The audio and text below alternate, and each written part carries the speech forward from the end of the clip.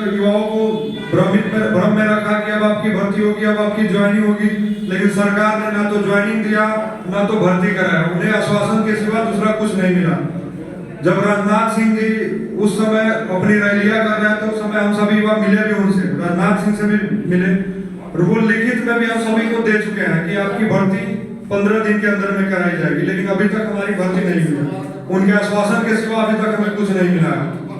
लगभग 3 साल से 70 से 80 बार हम लोग जंतर मंतर पे प्रोटेस्ट कर चुके हैं, लेकिन ना सरकार सुन रही है, ना सरकार की तरफ से कोई भी बड़ा पदाधिकारी हम लोग से मिलने आ रहा है। आखिर हमने क्या किया था, इनका क्या बिगाड़ा था? हमने तो इनकी कुर्सी नहीं मांगी थी, हमने मेहनत किया था, ईमानदारी पूर्वक मेहनत किया था, हमारा हक था, हमारा अधिकार था। हमने जब इस लायक हम जब थे तो सरकार का भी ईमानदारी पूर्वक इन सभी बच्चों को भर्ती कराना चाहिए था, लेकिन सरकार ने ना भर्ती कराया और ऊपर से 2 साल उम्र भी हमारा बर्बाद कर दिया। आज हम ना घर के ना घाट के हम लोग दर की ठोकरें खा रहे हैं। आज जिस हाथों में भर्ती मतलब जिस धन पे भर्ती होना चाहिए था, जिस हाथ में AK-47 जैसे गन होने चाहिए था, उस हाथ में बैनर पोस्टर है। ये देश का दुर्भाग्य है। ऐसे मतलब प्रधानमंत्री बन गए हैं जो ना तो युवा का सुन रहा है, ना तो मजदूर का, ना किसान का, मतलब किसी भी वर्ग का, किसी भी इंसान को सुनने का तैयार नहीं है। आप खुद देखिए, मतलब देश का सबसे बड़ा रीढ़ की हड्डी है किसान और नौजवान। सबसे पहले किसान को तोड़ा गया और किसान के ही बच्चे हम नौजवान जो फौज में भर्ती होते हैं। किसान को भी तोड़ा जा रहा है और नौजवान को भी तोड़ा जा रहा है। इसको इसलिए तोड़ा जा रहा है ताकि भविष्य में कोई बड़ा आंदोलन ना हो। देश में कोई भी बड़ा आंदोलन होता है तो या तो किसान करता है या तो नौजवान करता है। सरकार को डर है तो नौजवान से और किसान से।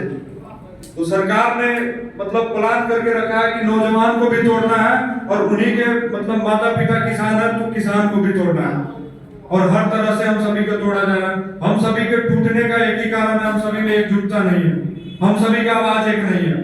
अगर हम सभी का आवाज एक होता, हम सभी मजबूती से लड़ाई करते तो सरकार को झुकने में समय नहीं लगता।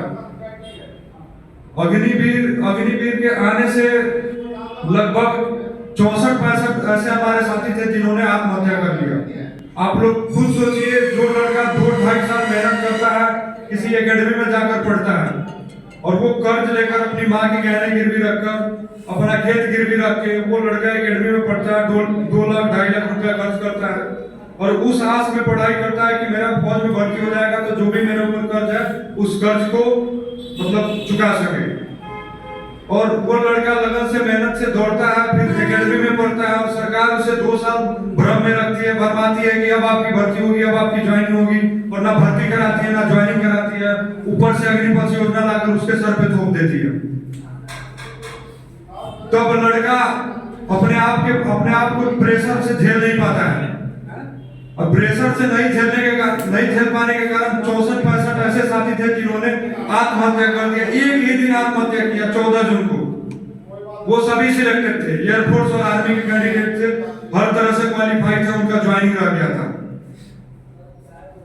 और जब वो 64-65 लड़का सुसाइड किया, उस 64-65 लड़का का ना तो कोई मीडिया में एक भी फोटो आया, ना कोई अखबार में किसी भी प्रकार के किसी भी पत्रकार ने उनकी आवाज नहीं उठाई। मतलब इतना तानाशाही है। आज भी अगर हम लोग कहीं जाते हैं, बड़े मीडिया वाले के पास अगर अपनी आवाज उठाने की कोशिश करते हैं तो वो लोग कहते हैं कि तुम लोग आतंकवादी हो, तुम लोग उग्रवादी हो, तुम लोग तोड़-फोड़ करने वाले हो। किसान को भी बोला जाता है कि आप सभी उग्रवादी हैं, आप सभी तोड़-फोड़ करते हैं। जो देश के लिए मरना मिटना चाहता है वो आतंकवादी है। जो देश के लिए मरना मिटना चाहता है वो आतंकवादी है। जो देश को बेच रहा है वो बड़ा देशभक्त है। बहुत बड़ी विडंबना है ये। जो देश के लिए मरने के लिए तैयार है, हम लोग आज भी हम लोग मरने के लिए तैयार है तो हम लोग देशद्रोही हैं, हम लोग आतंकवादी हैं। और जो देश को बेच रहा है, देश को बर्बाद कर रहा है, वो देश का सबसे बड़ा देशभक्त है।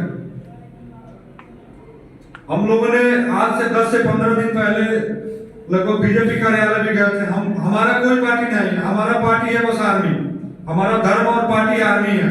हमने मतलब बचपन में इसके लिए सपना देखा था। कहावत है ना, शहर में A for एप्पल बोला जाता है, लेकिन गांव में A for आर्मी।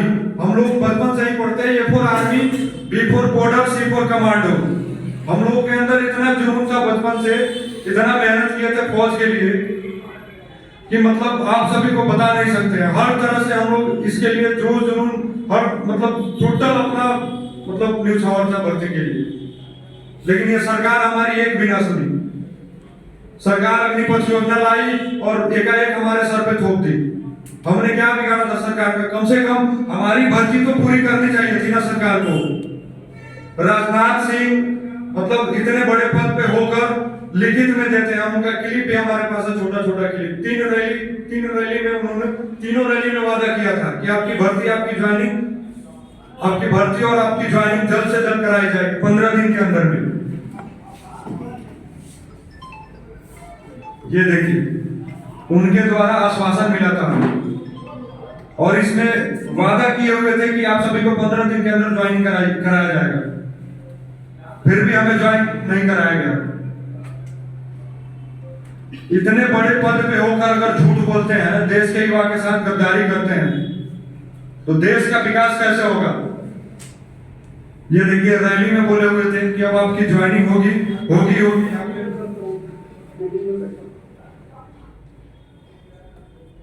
जब हम हर तरह से क्वालिफाई है तो हमें सरकार ज्वाइन क्यों नहीं करा रही है?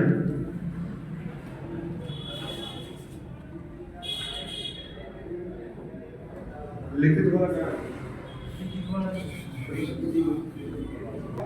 मिलने के बाद ये पत्र, ये जो लिखित पत्र दिया गया, ये पत्र हमारे पास अभी भी है और इसमें वादा किया था कि आपकी भर्ती 15 दिन के अंदर कराई जाएगी, लेकिन आज तक वो 15 दिन नहीं आया। पत्र लिखित में दिए हुए थे ये पत्र। जब इतने बड़े पद पे होकर झूठ बोलेंगे, वादा करके मुकर जाएंगे, तो हमारा क्या होगा? हमने क्या बिगाड़ा था इनका? इनके घर इनसे हम लोग इनकी कुर्सी थोड़ी मांग रहे थे।